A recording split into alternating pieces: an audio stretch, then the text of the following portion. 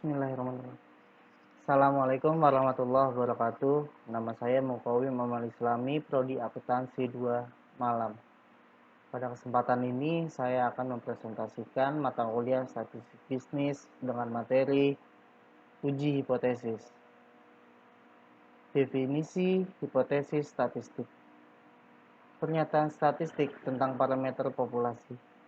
Statistik adalah ukuran-ukuran yang dikenakan pada sampel seperti rata-rata, simpangan baku, varians, dan koefisien korelasi. Jika penolakan suatu hipotesis, maka hipotesis tersebut salah. Dan jika penerimaan suatu hipotesis, maka tidak punya bukti untuk percaya pada yang sebaliknya. Masih definisi hipotesis statistik. Hipotesis berasal dari bahasa Yunani, hupo yang berarti lemah, kurang, atau di bawah. Tesis berarti teori, proporsi, atau pernyataan yang disajikan sebagai bukti.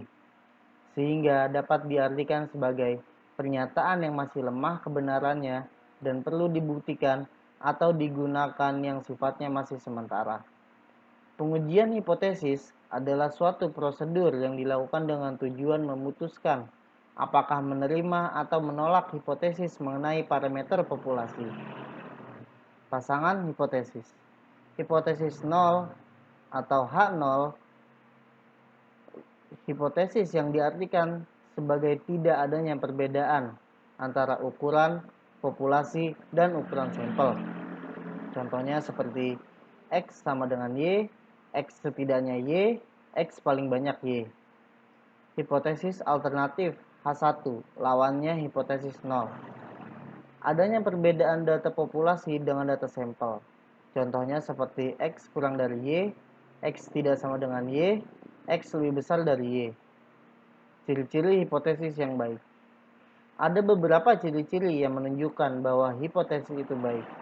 Ciri-cirinya seperti hipotesis harus sesuai dengan fakta. Hipotesis harus dapat menerangkan fakta. Hipotesis harus menyertakan hubungan. Hipotesis harus sesuai dengan ilmu. Hipotesis harus dapat diuji. Hipotesis harus sederhana. Adapun fungsi dari hipotesis, hipotesis merupakan syarat utama dalam penelitian kuantitatif. Hipotesis memiliki beberapa fungsi dalam melancarkan suatu penelitian. Fungsinya yaitu 1.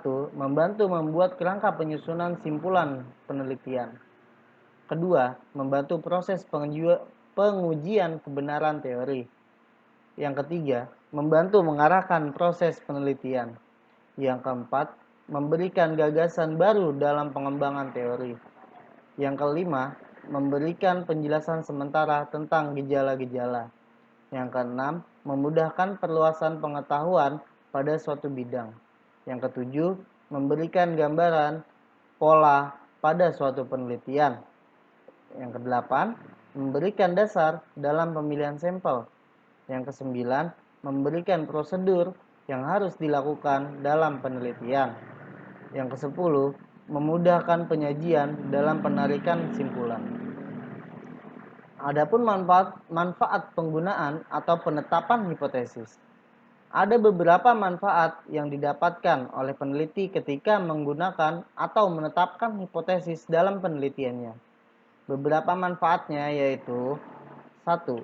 Hipotesis bisa sebagai panduan dalam pengujian dan penyesuaian antar fakta dan dengan fakta. Kedua, hipotesis bisa menjadi alat yang sederhana untuk memfokuskan fakta dalam penelitian yang acak tanpa perlu koordinasi dalam satu kesatuan yang menyeluruh dan penting. Ketiga, hipotesis dapat memperkecil jangkauan dan memberikan batasan kerja suatu penelitian. Yang keempat, hipotesis dapat menyiagakan peneliti pada hubungan antar fakta dan kondisi fakta yang kadangkala luput dari perhatian para peneliti. Macam-macam hipotesis. Yang pertama, hipotesis deskriptif. Hipotesis deskriptif adalah suatu jawaban atau pernyataan sementara pada sampel dalam suatu kelompok yang memiliki beberapa perbedaan di dalamnya. Pada hipotesis deskriptif ini dapat menunjukkan hubungan antara variabel secara implisit. Yang kedua, hipotesis komparatif atau perbandingan. Hipotesis komparatif adalah suatu jawaban atau pernyataan sementara pada suatu rumus masalah pada dua sampel atau lebih dalam satu komparasi atau perbandingan. Yang ketiga, hipotesis asosiatif atau hubungan.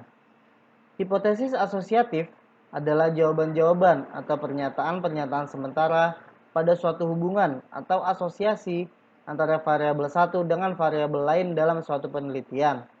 Yang keempat, hipotesis kausal. Hipotesis kausal adalah suatu jawaban sementara atau dugaan pada rumusan masalah yang mempertanyakan bagaimana pengaruh faktor terhadap variabel respon. Ada jenis-jenis pengujian hipotesis. Berdasarkan jenis parameternya, pengujian hipotesis tentang rata-rata. Pengujian hipotesis tentang rata-rata adalah pengujian hipotesis mengenai rata-rata populasi yang didasarkan atas informasi sampelnya. Contohnya, A. Pengujian hipotesis 1 rata-rata. B. Pengujian hipotesis beda 2 rata-rata. C. Pengujian hipotesis beda 3 rata-rata. Yang kedua yaitu pengujian hipotesis tentang proporsi. Pengujian hipotesis tentang proporsi adalah pengujian hipotesis mengenai proporsi populasi yang didasarkan atas informasi sampelnya. Contohnya, A. Pengujian hipotesis 1 proporsi. B. Pengujian hipotesis beda 2 proporsi. C. Pengujian hipotesis beda 3 proporsi.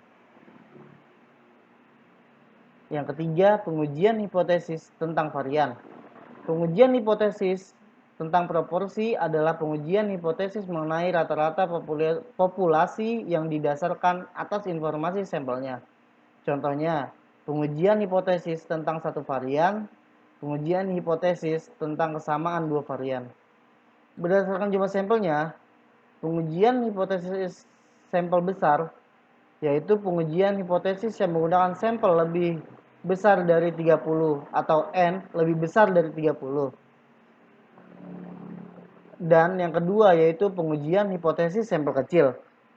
Pengujian hipotesis yang menggunakan sampel lebih kecil atau sama dengan 30 kurang N kurang dari atau sama dengan 30.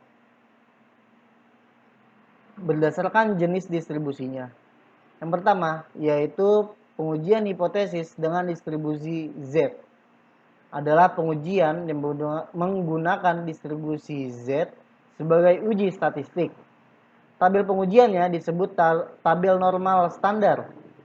Hasil uji statistik ini kemudian dibandingkan dengan nilai dalam tabel untuk menerima atau menolak hipotesis 0 atau H0 yang dikemukakan.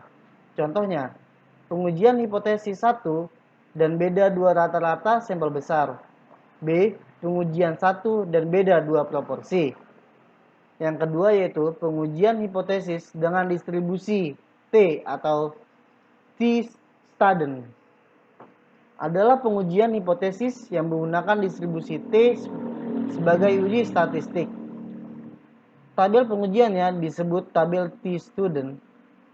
Hasil uji statistik ini kemudian dibandingkan dengan nilai dalam tabel untuk menerima atau menolak hipotesis 0 atau H0 yang dikemukakan. Contohnya, pengujian hipotesis 1 rata-rata sampel kecil. B. Pengujian hipotesis beda 2 rata-rata sampel kecil. Masih jenis pengujian hipotesis yang lainnya yaitu berdasarkan jenis distribusinya. Yang ketiga yaitu pengujian hipotesis dengan distribusi atau X2 chi-quad. Adalah pengujian hipotesis yang menggunakan distribusi X kuadrat sebagai uji statistik. Tabel pengujiannya disebut X kuadrat. Hasil uji statistik ini kemudian dibandingkan dengan nilai dalam tabel untuk menerima atau menolak hipotesis 0 atau H0 yang dikemukakan. Contohnya, pengujian hipotesis beda 3 proporsi. B. Pengujian independensi. C. Pengujian hipotesis kompatibilitas.